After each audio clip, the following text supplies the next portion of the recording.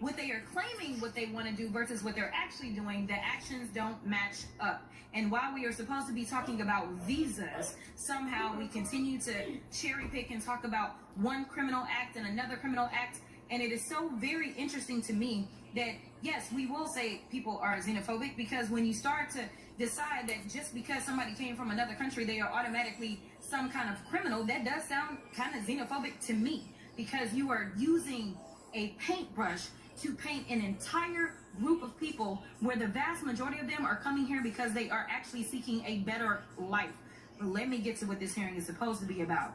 The idea that Trump and my Republican colleagues want to restore integrity and security in the visa process is actually a joke. Let me be clear. Integrity is not snatching lawful visa holders off the streets and throwing them into unmarked vans. Integrity is not revoking visas based on social media posts that hurt somebody's little feelings because kids decide that they want to go after Trump or this administration. We have a thing called free speech in this country.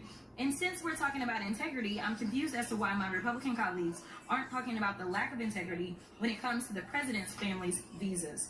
Let me remind y'all that Melania, the first lady, a model, and when I say model, I'm not talking about Tyra Banks, Cindy Crawford, or Naomi Campbell level, applied for and was given an EB-1 visa. And what that stands for is an Einstein visa. Now, y'all that don't know, let me tell you how you receive an Einstein visa. You're supposed to have some sort of significant achievement, like being awarded a Nobel Peace Prize or a Pulitzer, being an Olympic medalist, or having other sustained extraordinary abilities and success in sciences, arts, education, business, or athletics. Last time I checked, the First Lady had none of those accolades under her belt. It doesn't take an Einstein to see that the math ain't mathin' here.